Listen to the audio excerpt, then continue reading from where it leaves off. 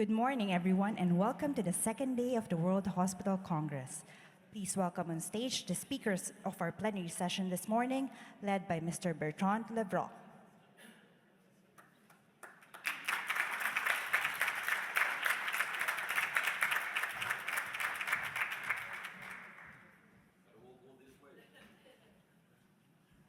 Welcome to Geneva. Bonjour, bienvenue. To be in Geneva, a Swiss city, and to start 5 minutes late, I must say, I'm sorry about this, but I've been said it's okay, we're still on time. Welcome to Geneva. I am the Chief Operating Officer of Mediclinic International, and I used to be, before that, the Chief Executive Officer of Geneva University Hospital, and so I have the great honor and pleasure of welcoming you in my home city. I hope you enjoy it, and really, I want to extend you a very warm welcome. It's good that we are all here together and to speak about an important subject with great speakers and leaders from around the world. So, to start this session, I would propose, because I saw yesterday a lot of people still on their iPhone, doing their mails, responding to that urgent message that was coming from your boss or responding on WhatsApp to your friends. Let's be right now in the present moment.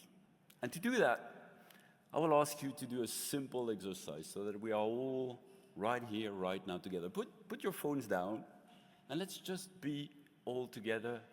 Let's breathe together. Are you with me? We're going to breathe in, hold, and breathe out. Are you okay? Breathe in, hold, breathe out. Let's do it a few times. Breathe in, hold, breathe out. You're not really with me. Come on. Let's get up. Come on, let's go. Stand up, everybody. Yeah, let's stand up. Let's feel the ground under our feet. Thank you very much for standing up. You're with me there? You can bend a little bit your knees, and we're going to breathe in. Breathe in, hold, and breathe out. I want to hear you breathe out. Are you ready? Breathe in. Yeah,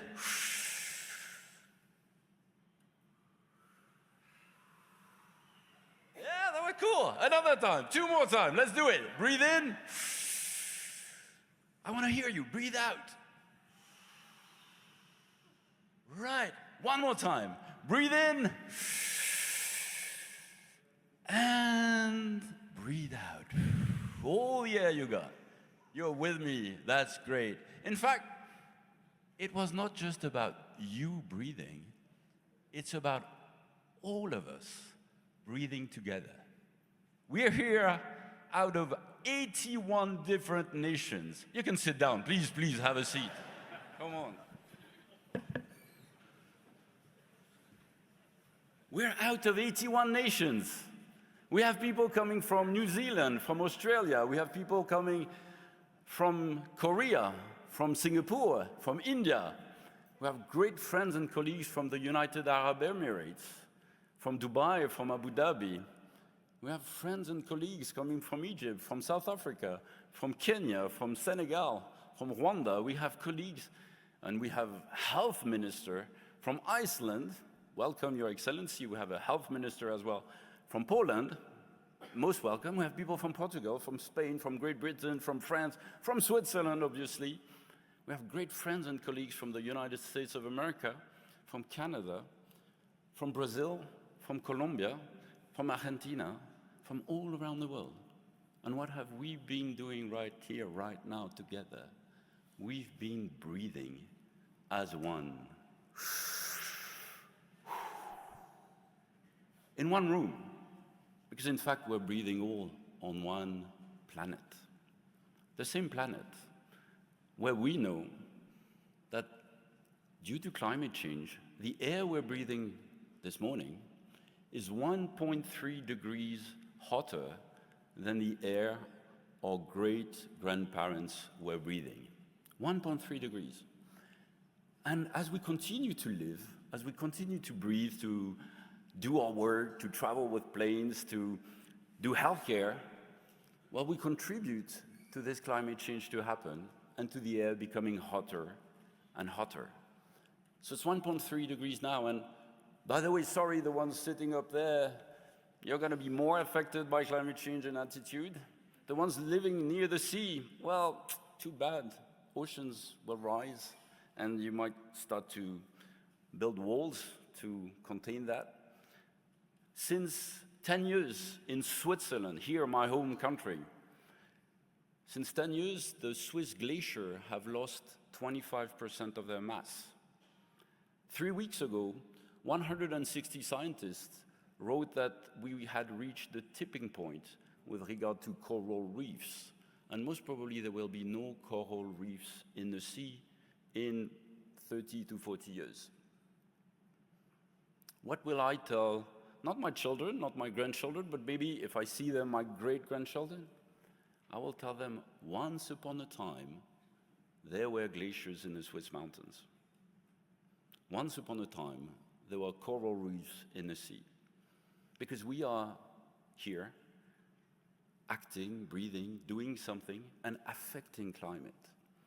So the good news is, should be worried about it. Well, maybe. Can we act and do something about it? Yes, indeed, certainly we can act.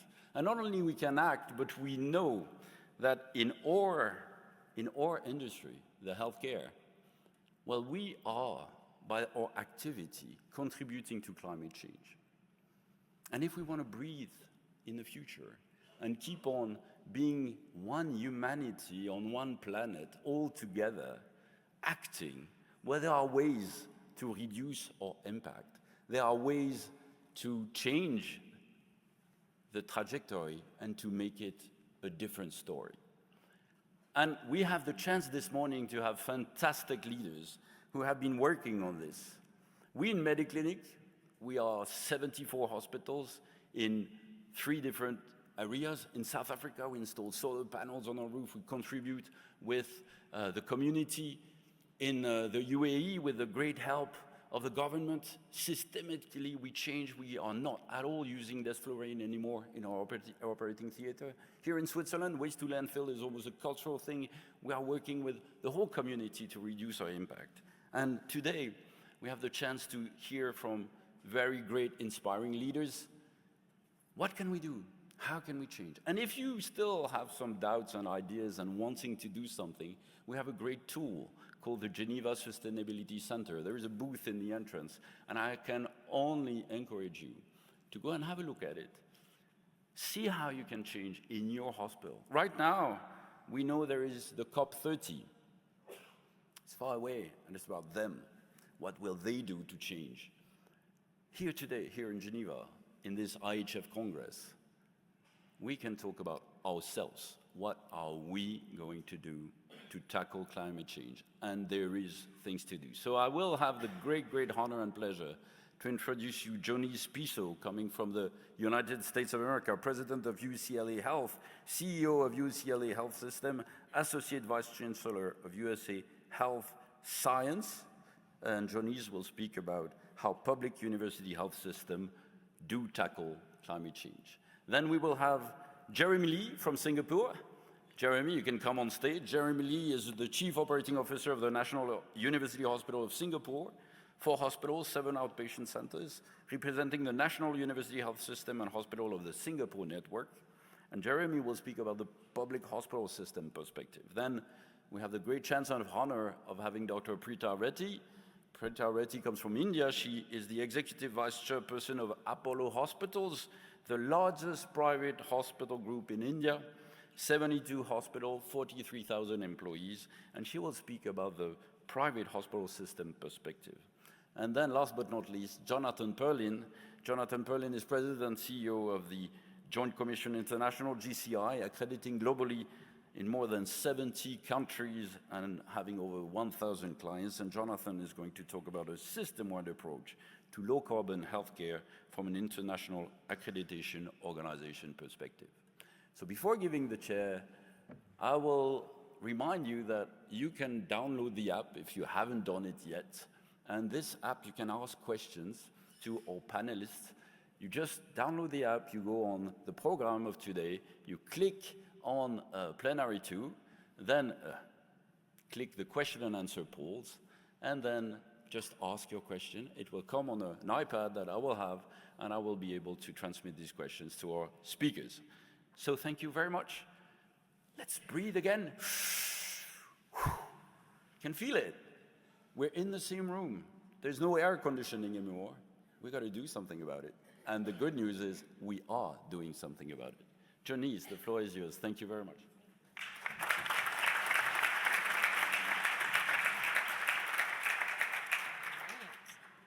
Well, thank you so much, Bertrand. Let's see, are our slides working? Good morning, everyone. It's a pleasure to be here to talk a little bit about the sustainability initiatives that we're doing in the United States, in the state of California, and at the University of California system where I work. And in particular, I'm going to talk with you today about the University of California, Los Angeles, where I work. Los Angeles is a county of about 10 million people. We are the largest system in the state of California, the UC system, and so we've had a lot of ability to work together and move these practices forward. Well, our mission, starting out a little bit about what we do at UCLA, our mission is really to deliver that leading edge patient care, research, and education. We are not only delivering care to patients, but we're training that next generation of healthcare professionals and conducting leading edge research. We do almost $1 billion worth of research at UCLA alone, funded through a combination of the National Institute of Health, public and private foundations, to really allow us to bring forward better treatments and better cures for patients. Our vision is to really heal humankind one patient at a time by improving health, alleviating suffering, and delivering acts of kindness. And we're very pleased about the levels of patient satisfaction that our teams can bring together. So a quick look at the University of California system. It is, again, as I mentioned, the largest health system in the state of California. We have 6 different campuses that are all providing that research, clinical care, and training. When you look specifically at UCLA Health, we are located, as I mentioned, in Los Angeles, and we operate 5 large academic medical centers, about 300 clinics throughout Los Angeles and Southern California that provide primary care, secondary specialty care, a very large oncology infusion network. We're partnered with the University of California, Los Angeles David Geffen School of Medicine, which also operates multiple research centers. And then we also bring in the schools of public health and nursing as well in order to really deliver on our health sciences mission. Specifically at UCLA, our hospitals are ranked #1 in the state of California, and for 36 consecutive years, we've been on the best hospital list of the US News and World Report. We have about 38,000 employees, about 3,600 physicians, almost 6,000 registered nurses. We do training for every program in graduate medical education, so we have about 1,400 residents with us. We train about 175 medical students a year, and so our 4-year program has almost 900. And then we have almost 880,000 unique patients that visit our system every year, generating about 4 million outpatient visits, 4,600 admissions, and about 136,000 ED visits. So let's talk a little bit about sustainability at UCLA Health. And we've been really working on sustainability for the past 2 decades, starting back in 2004, to really make this a system-wide initiative. And we've had a long-standing commitment from leadership from the top level of our Board of Regents, which is our governing authority for the University of California. So having those goals really set at the level of the regents have allowed leadership to really cascade those through every level of staff. And our performance measures each year and our retention and our ability to really retain staff is really based on the delivery of those goals. So when we look at the last decade, we've really made significant strides in advancing sustainable healthcare. We actually every year report in the US to Practice Green Health on how we're doing on the environmental performance measures and metrics. We have a monthly scorecard that is produced. And this year, we're really excited to have onboarded the Geneva Sustainability Center's Sustainability Index. And this tool is really going to allow us to compare with all of you internationally on how we're doing, and hopefully to learn more from the best practices that are delivered in other countries. We really work as an organization with all of our employees to advance sustainability initiatives with clinical and administrative operations, along with a particular focus on advancing decarbonization strategies and climate resiliency planning. So in addition to some of the national guidelines, the state of California has specific guidelines that are actually more stringent than many other states in the United States. So looking at how we've really worked to advance these sustainability metrics and see how we're doing at really maturing as a system, this graphic is actually taken from the Geneva Sustainability Tool, which shows the overall sustainability maturity level of two of our hospitals, which are the most advanced in sustainability in our system. This is the UCLA Ronald Reagan Medical Center and the UCLA Santa Monica Medical Center, which both have scored very highly using the Geneva tool. So by completing a self-assessment with the tools, our hospitals achieved an overall maturity score of 74%, which demonstrates an advanced level of low carbon, resilient, and equitable practices across operations and strategy. And now our work going forward will be to get our other 3 hospitals up to this level. The SAT measures sustainability maturity across these areas or domains of environmental impact, health equity and well-being, and leadership and governance. And we've been really pleased with the use of the Geneva tool. And we're proud to learn that we're performing above the global benchmark of SAT hospitals in 26 other countries, with the average size of those hospitals being around 500 beds, very similar to ours. So moving on to our UC sustainable practices and where we are on the policy development, this slide really just shows you a high-level summary of the University of California's sustainable practices policies topical areas. And of note, the University of California has committed to a 90% emissions reduction goal across the systems by 2045. This will require an extensive planning and capital investment and infrastructure, particularly for our hospital facilities, campuses, and clinics that we have operated within natural gas utility plant for decades. We have robust goals for energy and water use and reduction in efficiency. And in fact, at the University of California this year, one of our newest hospitals, which will be opening at the University of California, Irvine, will be our first all-electric plant, followed by the opening of another all-electric hospital that we have coming up next year for our mental health campus. So our waste goals also prioritize census-adjusted metrics and intersect with our procurement priorities. And we measure this again at each hospital, at each site on a monthly and quarterly basis. Those metrics are reported on an annual basis up to our Board of Regents. Moving on to climate action, almost all of the UC Health Systems locations have now transitioned away from centrally piped nitrous oxide, given the inefficiencies with such systems resulting in procurement loss and increased emissions. So we've worked very carefully with our operating rooms and procedure units that have used nitrates for years, and with our Department of Anesthesiology leaders to reduce some of the most harmful and volatile anesthetic gases across our campuses. We're a very surgically intensive and procedure intensive health system.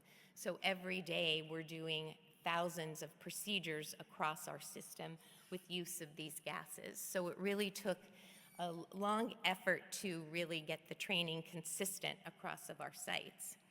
And some of the strategies that we've employed to improve energy efficiency, which have also shown to have short-term payback periods and yield an annual cost savings for us. It includes the LED lighting retrofits and retro commissioning projects that we've done, in addition to savings on gases. And then next, moving on, I think I'm one more slide ahead, to climate resiliency. UCLA's health efforts on climate resiliency and the planning process is ongoing and is led jointly by our Office of Sustainability and our Office of Health Equity and Inclusive Excellence, and has included over 70 individuals and multidisciplinary team members, including clinicians. This comprehensive process aims to create a strategic framework and plan with 3 key goals. And a big example that we were able to really show is recently during the Los Angeles wildfires. You may have heard of those even on the international news that we had in January.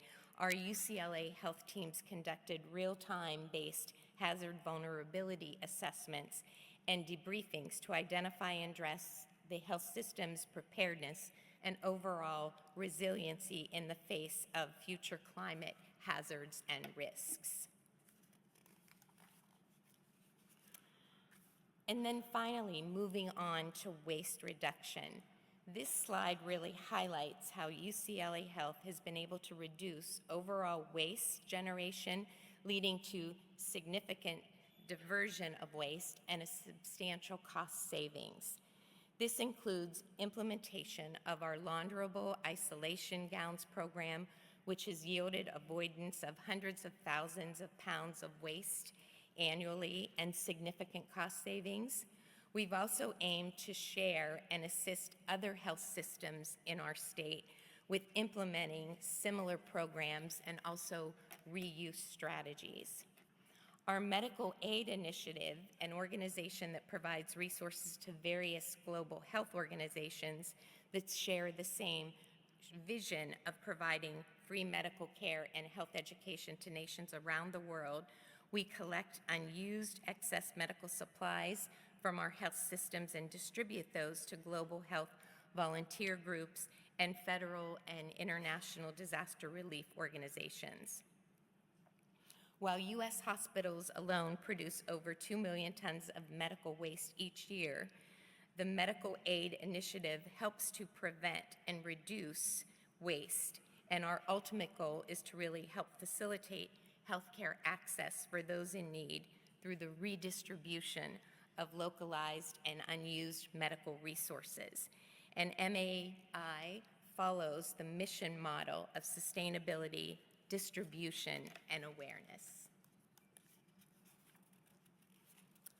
And then finally, some of the work that I just wanted to close with. This past year, we had an opportunity through a collaborative in the United States to produce an article that we authored that was in the April edition of JAMA that really looked at leadership's responsibility in promoting and sustaining these goals throughout the organization, and really looking at the role of leaders to really educate and engage multiple constituencies internal to your organization and also external, to advance knowledge and best practices through information sharing, similar to what we're all doing today at this conference, and to partner with communities, not only locally, but nationally, but globally, to really enhance resilience and equity.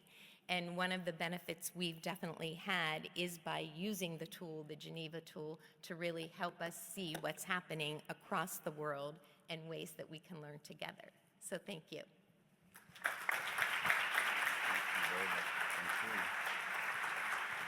Thank you very much for these inspiring words. I have the pleasure to give the floor to Jeremy Lee, who is from National University Hospital of Singapore. Good morning, and thank you for the introduction. It is indeed a great honor for me to represent the National University Hospital, or NUH for short, to be speaking before all of you.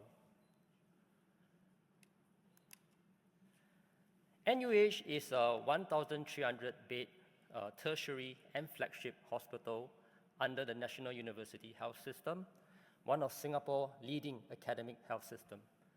And as a flagship hospital, NUH is central in advancing clinical, research, education, and sustainability within the cluster. This year, NUH and HUG and two other hospitals, one from Kenya and the other from Spain, are deeply honored to be accredited by the Joint Commission International for our leadership in healthcare sustainability. And in this journey, I found something interesting between Switzerland and Singapore. Both of our countries contribute just 0.1% to the total carbon footprint around the world. But yet, both of our hospitals are deeply committed to perform our role as good stewards of our planet and proving that small nations can drive huge change in healthcare excellence and leadership in sustainability. Climate change is not a distant concept, but an existential one for Singapore. Being a low-lying island state surrounded by waters, any rise in sea levels will have detrimental impact to our survival in the future. And that's why I'm here today to share the Singapore experience, how we are taking sustainability seriously, and how we are integrating sustainability as part of better care. In NUH, we adopt a whole-of-system, end-to-end approach towards sustainability. So we lead it through strong governance, we build it into our systems and operations, and we live it in our cultures and our behaviors. So let me elaborate. Leadership emphasis is of paramount importance in driving sustainability. So in NUHS, our board has oversight of our sustainability goals and journey, and it is included into our balanced scorecard and leadership appraisal. And at a group level, our group CEO chairs the Green Plan Steering Committee, and he is supported by 7 task forces looking at sustainability across various different domains in the cluster. And at the institution level, there are also hospital-level committees, typically chaired by a senior administrator like the COO, who will implement the cluster-wide initiatives from the task forces, as well as to drive bottom-up initiatives from within the institutions. So you can see that there's cluster as well as institution leadership pushing the green agenda. And because of the strong leadership emphasis, it gives us a very strong mandate as well as momentum to build it into our systems and operations. In building into our system, one of our key enablers is carbon accounting. And we have deliberately built these capabilities in-house so that we know where the hotspots are, what is driving them, and how to solve it. And during this process, we learned that true savings often do not come from new technology, but from us questioning old legacy practices and habits. So take, for example, our operating theaters. We used to run the air exchange rates in the operating theater at very high frequency, 24/7. But now, after hours, and when the theaters are not in use, we reduce the air exchange rate while still maintaining the sterility. And in the process, we save 40% of electricity consumption per operating theaters. And this happened just by us questioning the reason why it needs to be on 24/7. I think knowing the objectives is very important, the endpoint objectives, and setting clear and ambitious targets shows our urgency as well as determination, and it inspires our team to aim higher. But ambition will need direction. So it's important for us to know where the focus areas are across the 3 scopes and map them milestone by milestones along our journey. And to translate these objectives, we have a green strategy. And the green strategy focuses on 4 key lines of effort, such as enhancing system infrastructure, reviewing our operations and workflow, challenging our clinical practice, and cultivating sustainable behaviors. And then to translate this into action, we have embedded sustainability into all department work plans and making the head of department responsible for it. And we have also included sustainability as part of our procurement decisions. So other than just price and quality, we have mandated that at least 10% of the evaluation criteria must be set aside for environmental considerations. And finally, it is also about measuring what matters. As we see more patients and as we develop more facilities, our absolute carbon may increase. But what is important is, and how to keep our staff motivated and accountable, is also to look at the relative carbon, the amount of carbon required to produce 1 unit of work. And that has to decrease, and that has to improve year after year. And really, at the heart of this journey is about culture. It's about building an enduring culture that is coherent and resonate with all of us as healthcare professionals. In healthcare, we always believe in mission, purpose, evidence-based. And so sustainability is a continuation of that. There is no trade-off. There's no conflict between sustainability and quality. And in fact, green healthcare is good healthcare. Take, for example, the use of desfurine, anesthetic gas high in global warming potential. We have almost totally switched it to green alternatives. And in this process, we not only save carbon, we save costs. But in the process, there is no compromise in clinical outcomes. Another example is the reduction of polypharmacy as part of our appropriate care initiatives.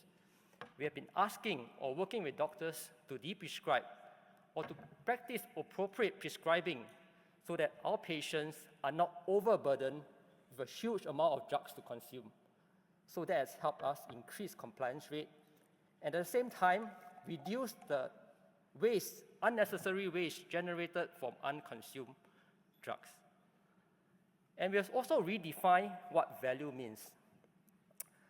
From just quality over cost, now it is quality, cost, and carbon. And really, to make this culture stick, we need to be consistent, and we need to ensure that the structures that drive the correct behaviors. So we have woven sustainability as part of promotion criteria. We will actively reward and recognize our staff for performing sustainability projects, and importantly, to equip our staff with the necessary training and education to take action. And really, critically, culture doesn't change overnight. It changes when people believe, when leaders set the example, and when it is embedded into our day-to-day. As I conclude, I would like to share a story that many of you may be familiar with. It is a story about starfish. One day, a man was walking along a beach and he saw many starfish wash the shore. One by one, he attempted to throw them back into the sea. A man approached him and said, "Your effort is going to be futile because there's just too many starfish lying on the beach." He picked up another starfish, threw it back into the sea, and replied by saying, "At least I make a difference to that one." As we all return back to our organization, sometimes our individual efforts in sustainability may seem too small to matter, but collectively, they form the ripples that can create lasting change, not just for today, but for future generations to come. So let us all make that difference, one action, one initiative, and one starfish at a time. And we can all do that by leading it, building it, and living it. Thank you very much.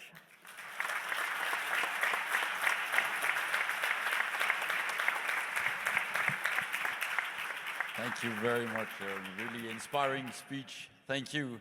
I have the pleasure to give the floor to Dr. Preeta Reddy, head of Apollo Hospital, the largest private hospital group in India.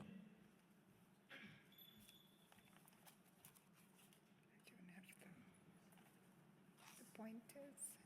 Did I miss it? Thank you.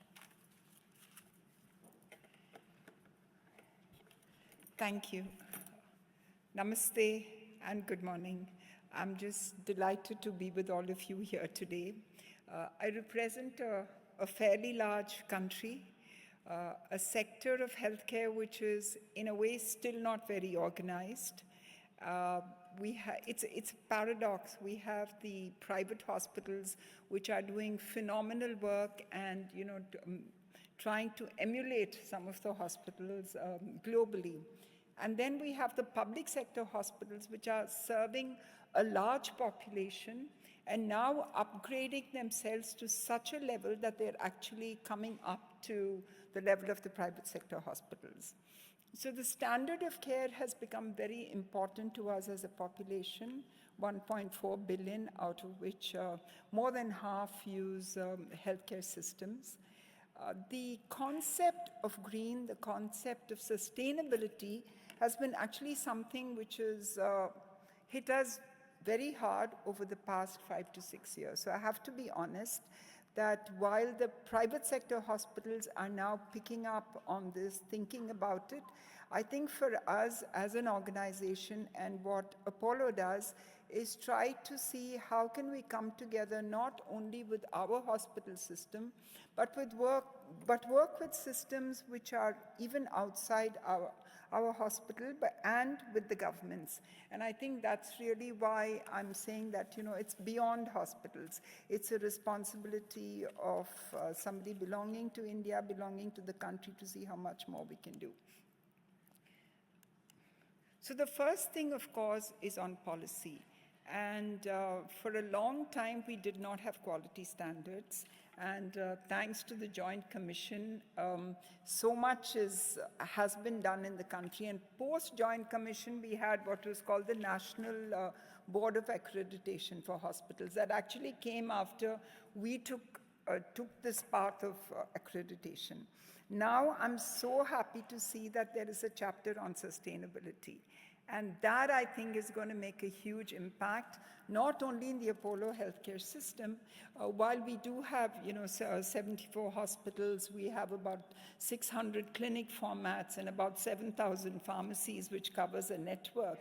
It's more about how can we deal with the country at large. It's a huge exercise, but I think that's where policy helps. And climate commitments are now coming from the top groups in the government. There are ministries set up for sustainability, environment, greening, and that is where I think GDP of a country is not just GDP from an economic factor, but it is about governance, data, and policy. And that is the excitement for the future. That's probably the responsibility for the future. So there's a lot to do in the area of policy, but we know that there is a clear mandate to move to renewables. And every healthcare system, every manufacturing, wherever there's a lot of power being used, including data centers, which are power guzzlers, there is a very clear mandate from the government to move at least to 40% of renewables. So that's why you hear a lot of solar, you hear a lot of water, and you hear multiple sources of energy coming, because we know as healthcare providers, 4% of the carbon footprint is actually from healthcare globally. So I think the responsibility becomes so much more for us.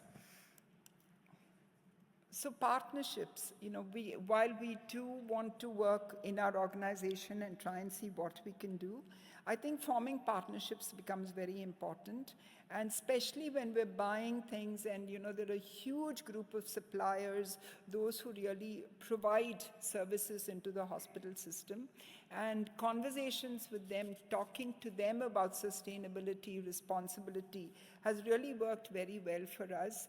And a lot of our suppliers, in fact, come to us and they are using our policy documents to see how can we come and work with the kind of work which is being done with them. Funding becomes very important, and one example which now we did in the hospital is it was very simple. A lot of our employees do want to buy cars. They don't really cycle that much to work, like it's not that fashionable, let me say it that way. So we are encouraging them to buy electric cars. And the hospital is helping them, the hospital system is helping them with funding, simple things. Sometimes there's suppliers who are more responsible and they need seed capital to be able to make products for the hospital. And so then we do things like that, which kind of helps them with their funding plans. Technology. There's a lot of technology available for us to see how can we do what we do and do it better. Simple things like water meters, simple things like apps on people's phones, on the manager's phones. These things are being mandated within the hospital system. We found that by putting just simple water consumption meters, the level, we brought about a 15% reduction in water consumption in some of our larger hospitals. And this is being done across the board. And we're not just keeping it within our system saying that, let Apollo do it, but we're going out into the communities, telling them about the water meter. So wherever there's a hospital, there's a circle of influence. And technology is being used to really influence the way they do that. And that is why there's a large collaboration between just the hospitals and the communities which we serve. And this is, I think, gaining momentum. And other institutions, their healthcare bodies like IHF, we have Nat Health, we have the CII and FICCI and multiple others. And now the conversations around sustainability, around green has gotten just much deeper and much wider because the scope has increased. And to me, breaking the silos between health and between the way we use energy and transport has made a huge difference. And I say transport because a lot of people use transport, the patients use transport to come to hospitals.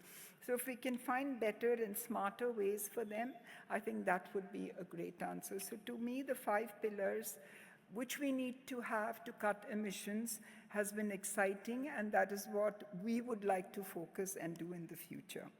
Having done that, I think it is pretty non-negotiable.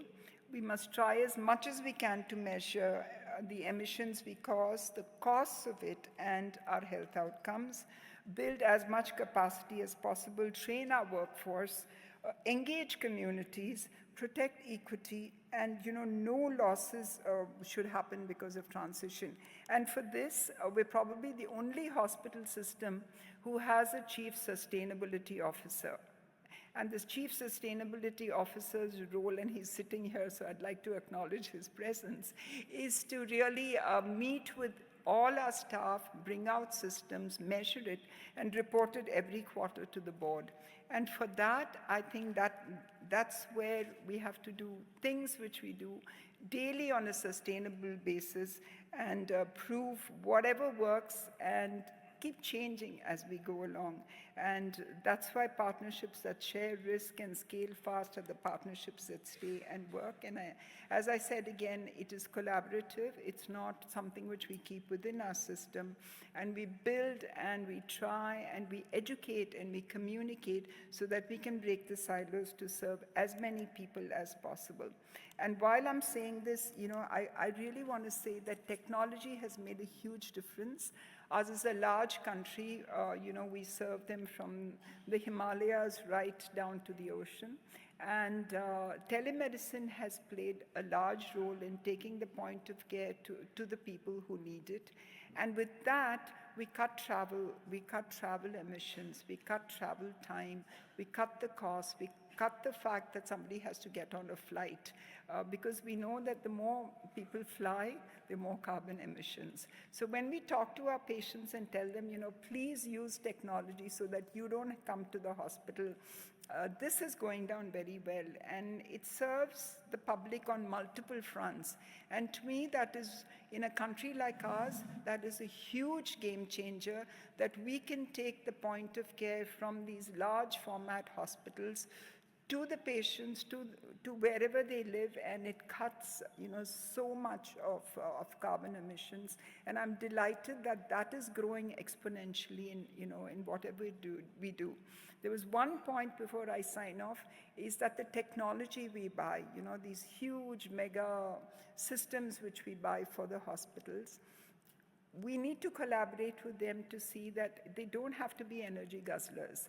They have to come back and tell us, we are doing it right, and we are using less energy, less electricity to do simple things like linear accelerators. Sometimes, we can choose ones which don't take so much of electricity and power. And I think this, for healthcare providers, a lot of you need to focus on that, because we've done it, and we talk to our suppliers, and they're coming back with measures to kind of, give us better equipment which uses less electricity. So there are multiple formats which we do, but what I'd like to say is that I'm so proud to be here with all of you, and I love the starfish story, that if each one of us can do a little bit more to make the planet greener.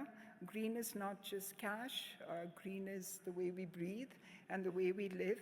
And the fact is, we all have a responsibility to leave back a planet for future generations, because it is really not about all of us anymore. It's about the future generations. So for all of you spending the time sitting in this room, please go back with the sense that you have a huge responsibility on your shoulders. So thank you all very much for listening to me.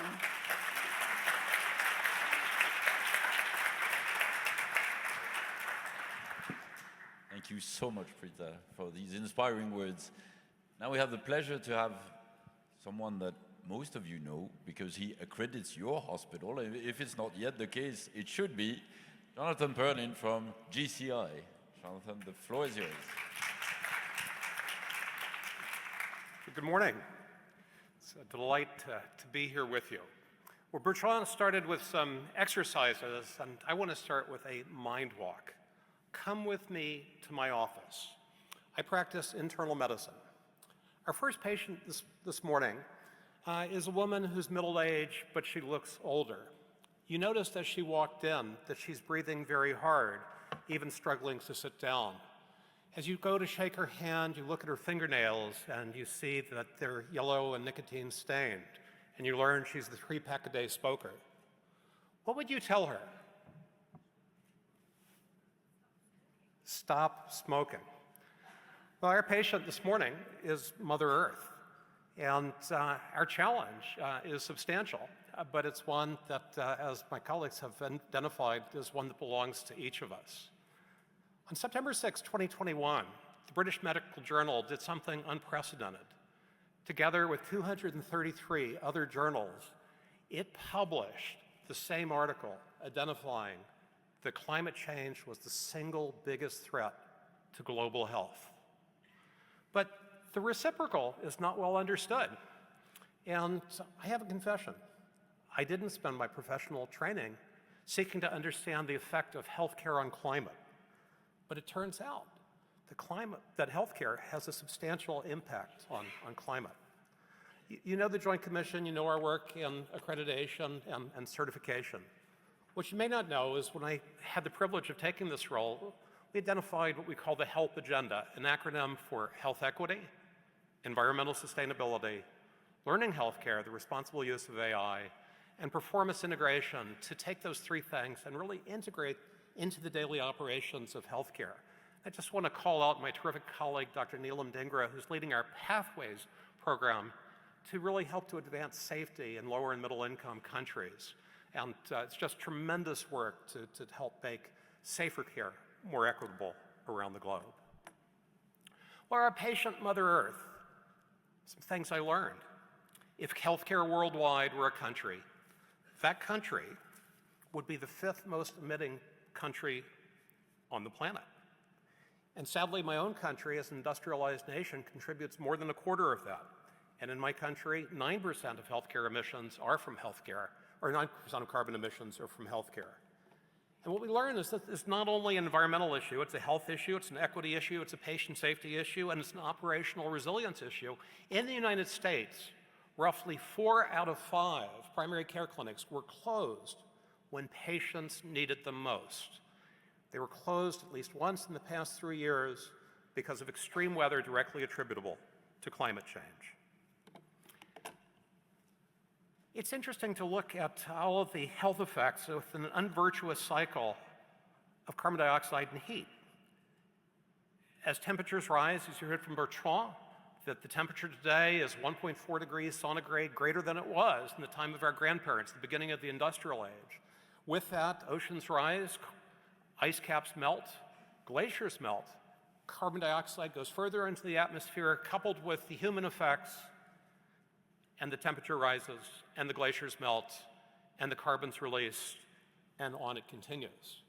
While it may not be surprising that respiratory and cardiovascular diseases are exacerbated with heat, there are diseases that I have to tell you I didn't study very hard for in medical school, tropical diseases, because I knew in the United States that I would never see them. But they've migrated north. Chikungunya, dengue. If you draw a string around the globe at the latitude of the Canadian-US border, every landmass that can report epidemiology has chikungunya endemic. Dengue is now becoming endemic as well. We know that the Intergovernmental Commission on Climate Change met in Panama on a parched desert that used to be verdant farmland because it compelled migration because people could no longer work. They couldn't sustain in that environment. The United States, many people think, oh, that's not us. Well, yes, it is. If I showed you pictures of the Gulf Coast and the fish kills from algal outbreaks, those fishermen migrated north. And so there's a cycle that's affecting not only the carbon content of the atmosphere, but affecting health and healthcare.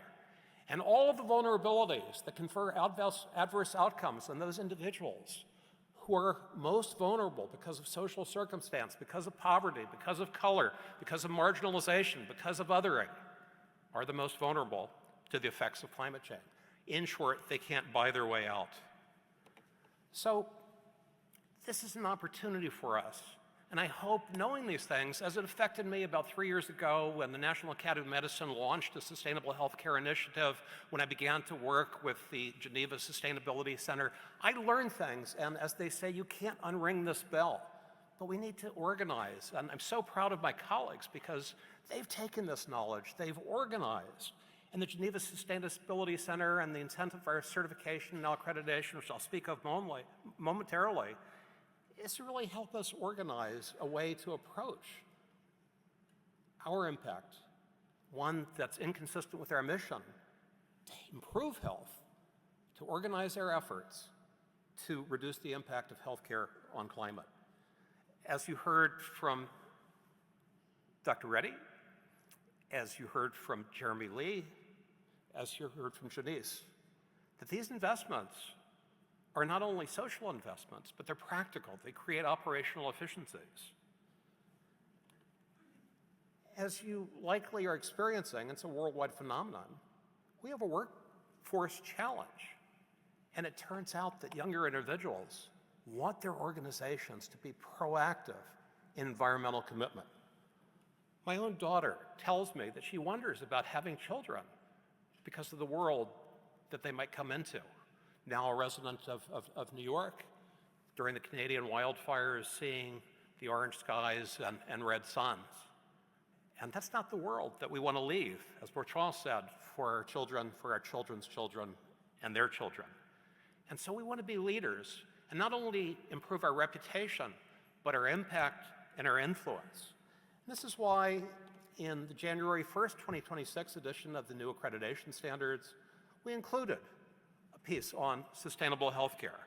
And I couldn't be more proud of leading organizations that were the first four, and you saw Jeremy recognized with the sustainable healthcare certification in, excuse me, in Spain, at the Fundació Sanitaria Bordet. They are one of the first four. The National University Hospital, or sorry, the Geneva University Hospital, and Bertrand and Robert Martin have been leaders there. And to show you that it can occur anywhere, Dr. Tosif Dean at the MP Shaw Hospital in Kenya has been a leader in achieving sustainability. And if she can make that commitment, certainly we, in circumstances like the United States, should be able to make that commitment as well. So I mentioned our commitment in the Joint Commission to health equity, environmental sustainability, the two run together. We have a mission for caring for our communities, and that means that we have to mitigate our environmental impact. The evidence is increasingly inescapable. Worldwide, wildfires, fish kills, coral reefs dying, catastrophic flooding, and beyond that, a realization that the best way to reduce the impact of healthcare on climate is to achieve a healthier world, improve health outcomes and safety for all. Not only are younger individuals interested in proactive environmental commitment, but it turns out in the study from the Commonwealth Fund that 4 out of 5 clinicians, physicians, nurses, pharmacists all believe that they and their organization should be doing more.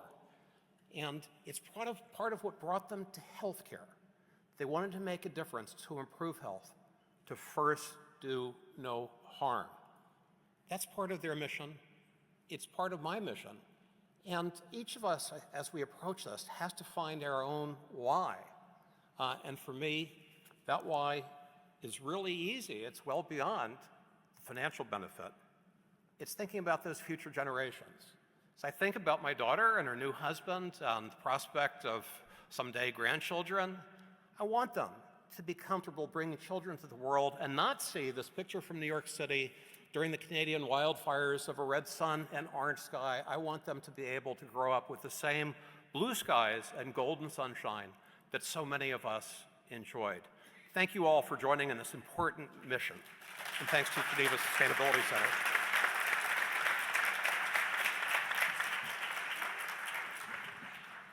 Thank you very much. I think you sort of understood we are all passionate, and I hope you did. And I can only encourage you now to, and thank you very much, Thomas, for bringing me your questions. Please don't hesitate to use the app, continue to ask questions.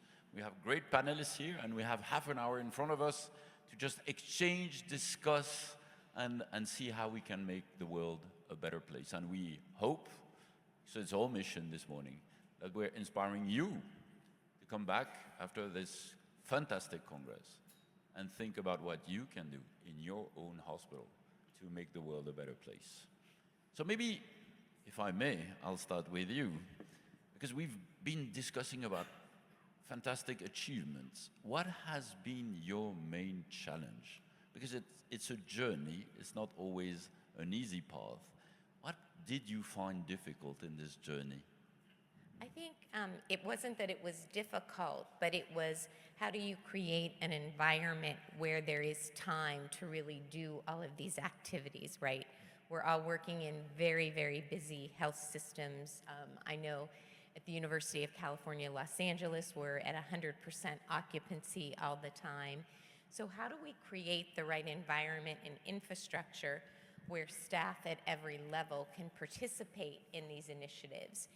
And it really is about that organizational commitment to really bringing these multidisciplinary groups together to really looking and evolving. So everything from procurement, how you're managing your buildings, waste management, transportation, energy, water. It's not just one policy, it's constantly looking at that.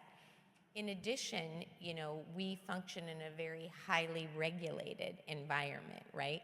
So how do you bring this forward without physicians and staff thinking this is just one more burden, but how do you really make it part of making everything better, right? And I loved some of the comments from the panelists and how we incorporate that. And so for us, the initial challenge was how do we create the time, but once we made the investment in the infrastructure and allowed protected time to do it, we really find that the energy and enthusiasm from our staff really take that forward. Thank you so much. Jeremy, if I may, and it's a question that comes also from you. We're talking about healthcare system of today, but how should healthcare systems reshape how they operate in the future, and what's the most important thing leaders here should know to prepare this? Thank you for the question. So I think I subscribe to what Jonathan mentioned just now about first do no harm. So I think as leaders or as organization, the first do no harm mantra is very important because that is what defines healthcare professionals. So we do need to move from doing less harm for sustainability to doing no harm in the space of in the sustainability space. So that is something that all leaders should strive towards. The second is that we do need to embed sustainability into our operational and clinical excellence framework. It should not be viewed as a separate thing. If you view sustainability as a separate thing, most of the time it will be an afterthought. So we do need to weave sustainability into our operational excellence and clinical excellence framework. For example, your enterprise risk management, your procurement process, your quality improvement projects, your value-driven outcomes, and all these are important because it is the day-to-day practice of our healthcare professionals on the ground.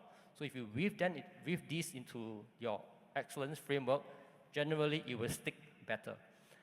And the third thing that I think is important is we need to start making leaders accountable for sustainability, and it should be a leadership responsibility as opposed to just a green initiative. And if we start to weave that into our operational decisions and governance framework, so that will help us to shape a lot of actions that we do with sustainability in mind. So 3 things. One is that we need to move from doing less harm to doing no harm. And second is to embed that into your clinical and operational excellence framework. And third is to make it a leadership responsibility. Thank you. Thank you very much. Preeta, you triggered several questions around telemedicine and telehealth because you spoke about it, and obviously this is also with the out-migration of patients a real difference in the way we do. So I'll read the question for Preeta. Was it difficult to develop and implement telehealth infrastructures and clinical pathway, and how can hospitals support patients' transition to telemedicine? It was difficult in the beginning because it was a new idea, not because somebody did not want to embrace it.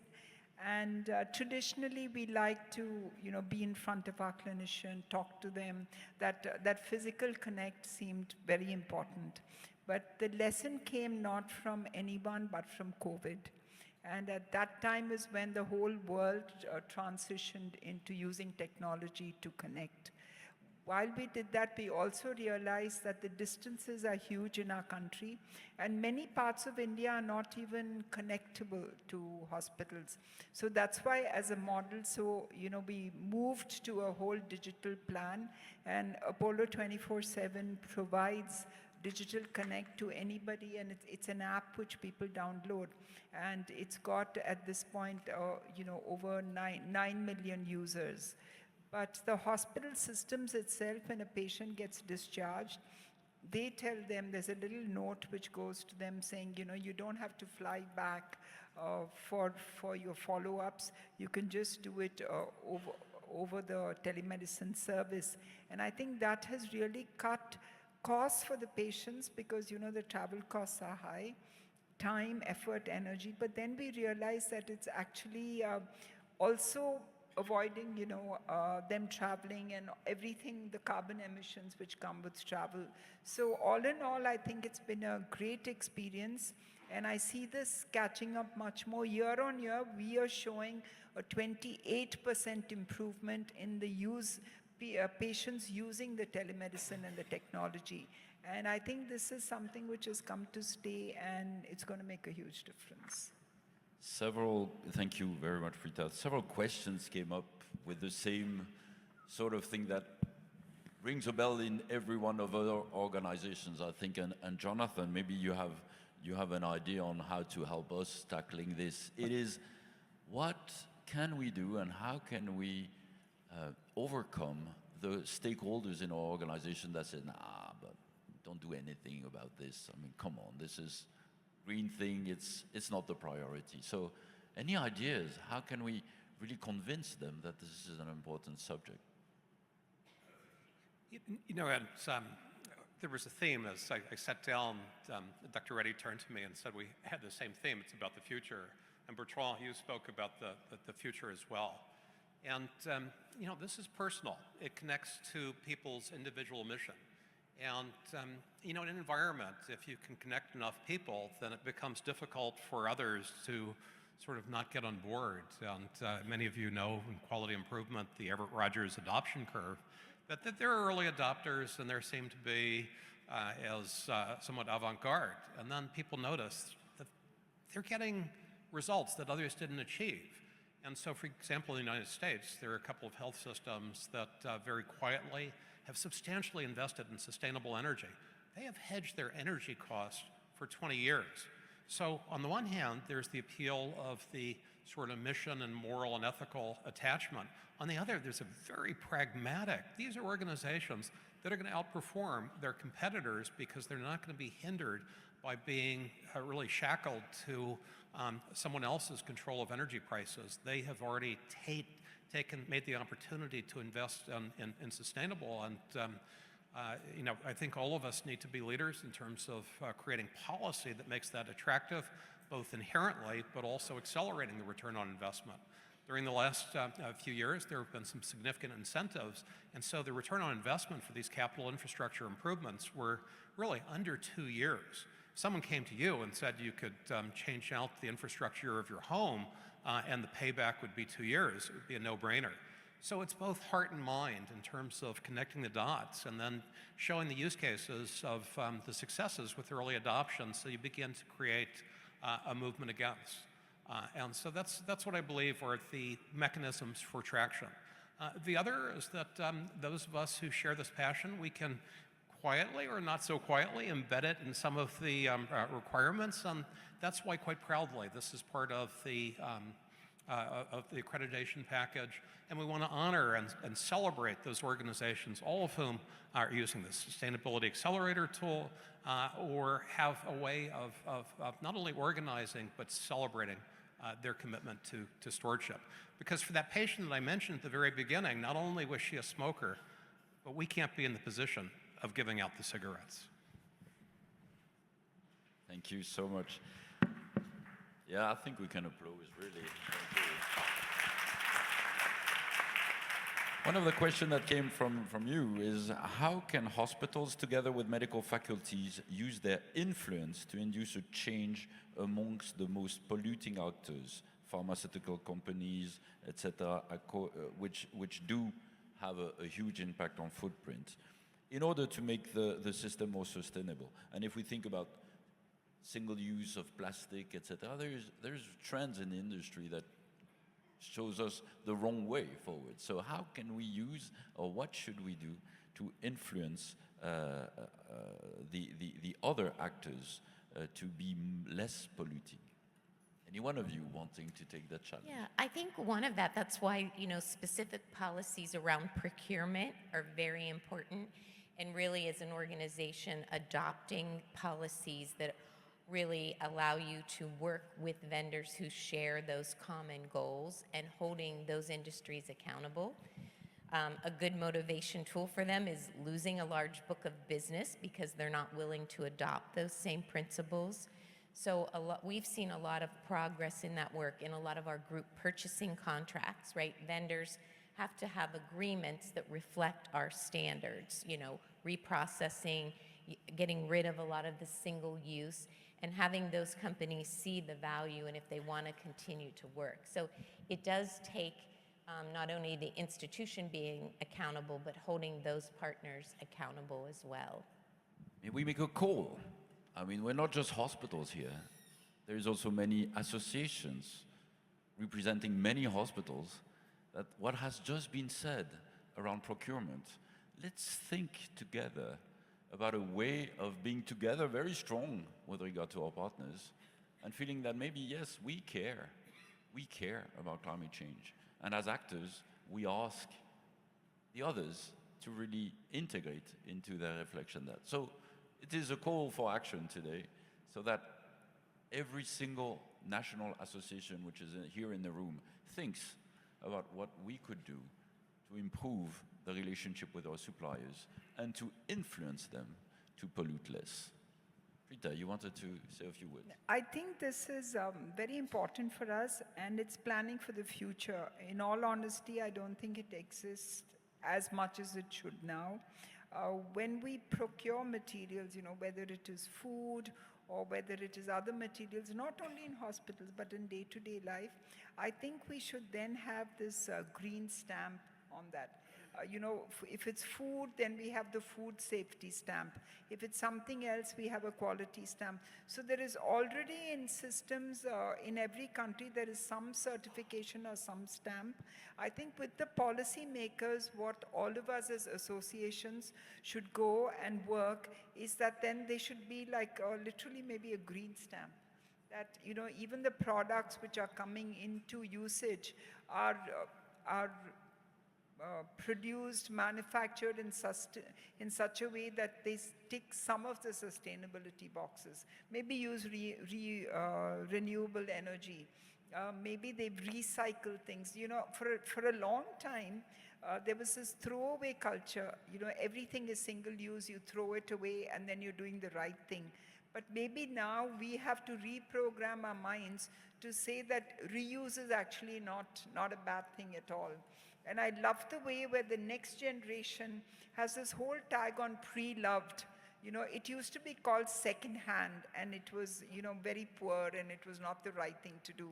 But now somebody very cleverly started calling it pre-loved, and it's become very fashionable to really have things which are pre-loved. Maybe we as healthcare systems and as providers have to become conscious, think of policies where maybe we don't have to throw away the amount which we throw away and, use things the way we use pounds and tons of things thrown away like that. So I think these are all things to think for the future. There are no ready answers on the table now. There's no one size which fits all, but it's a conscious path which all healthcare leaders have to take. Thank you very much. Jonathan? I just want to tag on to Prita's terrific comments there and call out a company here in Switzerland, Logitech. Every one of their products has a carbon label, and it's really quite remarkable. I liken it to a food label, as you did, that if I'm going to the store in the United States, there are food labels that talk about the sodium, the cholesterol, et cetera. If there are two products and they taste as good and they're the same cost, et cetera, if one is unhealthy and the other is healthy, why wouldn't you buy the healthy one? And on the Logitech devices, they're all carbon labeled. And wouldn't it be wonderful if we could, as a collective, really push harder for not only buying smartly with a healthy carbon label, but by the market basket. So in countries like mine, where there's much organization of group purchasing, that we push for not only the light on it, but the market basket carbon footprint of what we consume.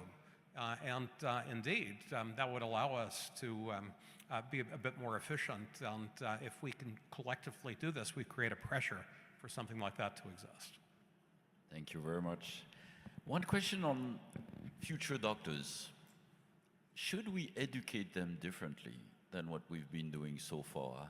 And to which extent should environmental issues be integrated into the education of future doctors?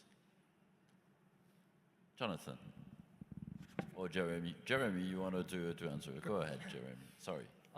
I think this question is a good one. In the health system, we are always very, very busy with many things to do. So like I said earlier, it has to be embedded into our day-to-day practice and not as a separate thing to do. So for doctors, we have been advocating that green healthcare is good healthcare, and under our appropriate care initiatives, these are the things that we have been pushing through to our doctors about ordering appropriately in terms of tests, in terms of the drugs, in terms of the usage in operating theaters. And that sticks better with the doctors because they can resonate with what they are doing in terms of clinical outcomes and the stuff that they are saving in the process. So I think it is better for us to say that green healthcare is part of quality care, and that will help to stick better in terms of doctors practicing medicine in the hospital. Bertrand, I was simply going to quip that the young doctors, nurses, and pharmacists may educate us. We've lived with the benefits of a high-carbon diet. They're living with the consequences.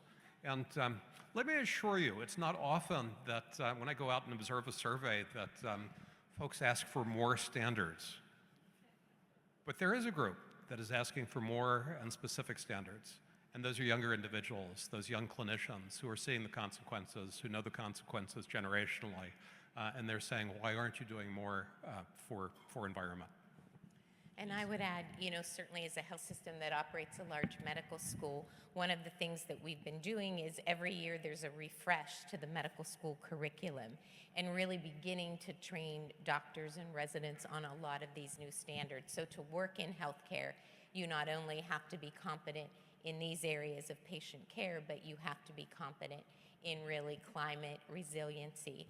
And, I think back, even a decade ago, there was so much medical waste from single-use equipment. And it was actually a lot of our clinicians who studied and used data to say we can safely reprocess this, we can re-sterilize and reuse these to really reduce waste. But I think as an environment, you have to continue to have the culture that is reinforcing those policies, right? And not just kind of letting everyone do whatever it is they want, but these are the clinical standards of practice around really waste reduction as well. We run 2 medical schools and about 15 nursing schools and do a lot of training within our system. Just about 4 months ago, and that's why I'm so glad you mentioned it, that with our internal governing board discussion, we said that we need to make this generation very conscious about sustainability and, just the way they use products, choosing the right products. So they're designing a curriculum for it. And it just seems very right that you spoke about it now, that a lot of teaching institutions will then start bringing it into part of their curricula so that healthcare workers, when they get certified, whether it's a nurse or a technician or a doctor for that matter, that this becomes part of the syllabus and they study it when they're in their schools. So there is a movement. It's very small step right now, but I think it will grow. So listen to your young doctors. They have a will for a difference and make it change. One question that came that is quite disturbing in a way. Do you think patients care about a hospital being greener or less green? Because basically they want to be cured. Do you think or do you see any difference? Saying that you're a greener hospital, does it make a difference yet in the patient's life or not yet? And should it or should it not? I don't know if it's down to the individual patient level, because when they come in, they're dealing with so much. But in California, particularly where it's very environmentally conscious, particularly in Los Angeles, just because some of the majority of the climate disturbances we've already had. As we go to build new facilities, there is a lot of pressure from the public that we are building those new facilities in the greenest way possible, making sure we're meeting all those climate standards, all the LEED standards. And in order to get new buildings and things approved, you have to achieve that. So I'm definitely seeing the general public more educated on that. Thank you. Any other opinions or ideas? I think, you know, in the literature, we read about this in the literature that at least 20% of care is non-value added care to patients. So I think there's room for a lot of opportunities for us to narrow this gap. And sustainability is just part of one of the enablers or action that we can take to reduce this gap. So I think it is of patients' advantage that we practice sustainable healthcare. Just to give you an example, for example, in the wards, we used to do a lot of HbA1c repeat tests for the patients. But as part of the appropriate care, patients, for example, they are not, in terms of this HbA1c test, they do it in a more scientific kind of interval, and that actually helps patients from being poked many times. So it is good care. So I think there's a lot of opportunities for us to narrow this 20% of non-value added care in the healthcare system. Thank you very much. If I may, because I'm the Swiss guy in the room, so I see the clock there, and I know that I will be reminded by Ron that we have to finish, because it's soon coffee time, even though we will not ask where the coffee comes from and whether or not it is sustainable. But nevertheless, we will end in a few minutes. So a question for each one of you. If you're here in this room and you feel like, whoa, I want to make a first step, but I don't know which one to do, what would be the first step that any one of our colleagues should start doing to be on this more sustainable journey? Jonathan, I will start with you and then forward. Two things. First, I thought about my flight here today, or earlier this week. It was about 7,000 kilometers, and it created 1.4 tons of metric carbon dioxide in emission. And I'll double that, obviously, in the trip back. So each of us here, if we believe in this, we have an obligation to, as Jeremy said, be that starfish thrower and do our part. Now, not surprisingly, you would expect what I'll say, which is that if you haven't organized your program for sustainable healthcare, I really would encourage you, whether it's through the accreditation, but especially through the certification, to use the resources of IHF and Ron Leviter's great leadership with Sonia Roshnak, who put together a team and a set of tools and a set of resources to help organize what can be overwhelming in so many ways.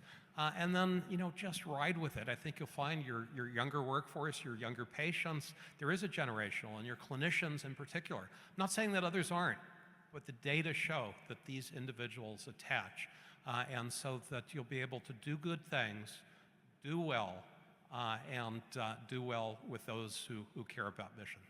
Thanks. Thank you very much. Preeta, maybe short, so we are in I time. think, we're at a cusp, and there is a transition. We're one generation who didn't think about it till now.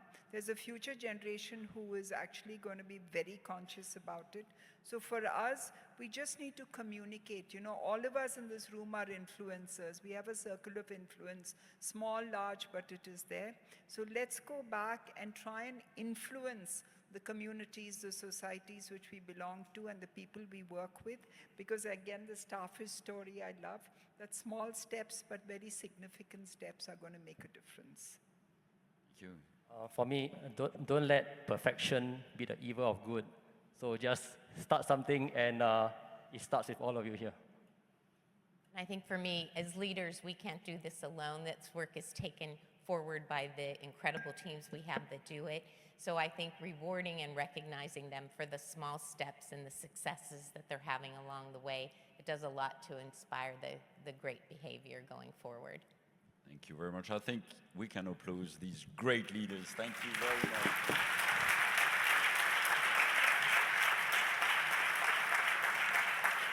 Thank you. As we come to a close, I would like to encourage you, if you haven't done so, to visit our different booths in the main hall, and especially the Geneva Sustainability Center booth, where you will find the tools we've been discussing about, and you will find help if you want to start this fantastic journey, which is about acting, not being spectators, but being actors. So I wish you all to have a great Congress. Please share your key takeaways from this session on the networking world in the World Hospital Congress app or on social media. And don't forget to use the hashtag IHF Geneva, so that others can follow the conversation.